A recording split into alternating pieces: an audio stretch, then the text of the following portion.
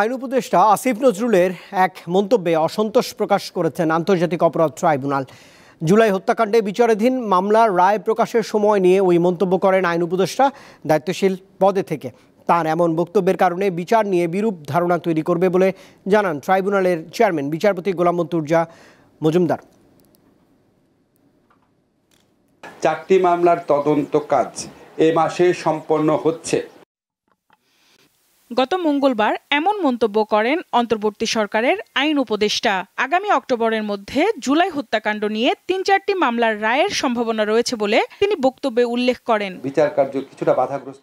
বিষয়টি নজরে আসে আন্তর্জাতিক অপরাধ ট্রাইব্যুনালের। বুধবার ট্রাইব্যুনালের চেয়ারম্যান বলেন, মামলার তদন্ত কাজ শেষ হওয়ার আগেই রায়ের আগাম সময় নিয়ে কথা বললে সেই বিচার নিয়ে বিরূপ ধারণা তৈরি হতে পারে। পরে বিষয়টি গণমাধ্যমকে অবহিত করেন ট্রাইব্যুনালের এই প্রসিকিউটর। মাননীয় ট্রাইব্যুনাল এই বক্তব্য ব্যবহারের ব্যাপারে আমরা বলতেই হয় যে একটু অসন্তোষ প্রকাশ করেছেন। ট্রাইব্যুনালের কোনো কার্যক্রম নিয়ে কারো কোনো মন্তব্য ট্রাইব্যুনাল পছন্দ করেন না। যদি এই ধরনের ট্রাইব্যুনালের স্পর্শ করে এই ধরনের কথা ভবিষ্যতে বলা হয়, তাহলে ট্রাইব্যুনাল তার আইনগত ব্যবস্থা গ্রহণ করবে।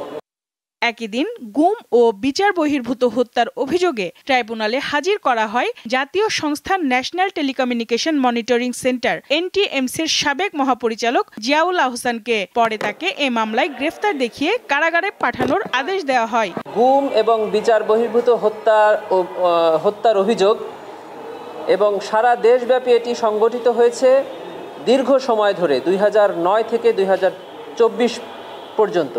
অতএব আমাদের তদন্ত কার্যক্রম সম্পন্ন করার জন্য আরও বেশ কিছু সময়ের প্রয়োজন। এছাড়া গত জুলাই-আগস্টে রামপুরায় নির্বিচারে হত্যার সঙ্গে সরাসরি জড়িত থাকার অভিযোগে 2 পুলিশ সদস্যের বিরুদ্ধে গ্রেপ্তারি পরোয়ানা জারি করে আন্তর্জাতিক অপরাধ ট্রাইব্যুনাল। সঞ্জিতা প্লাবনী, দীপ্ত সংবাদ, ঢাকা।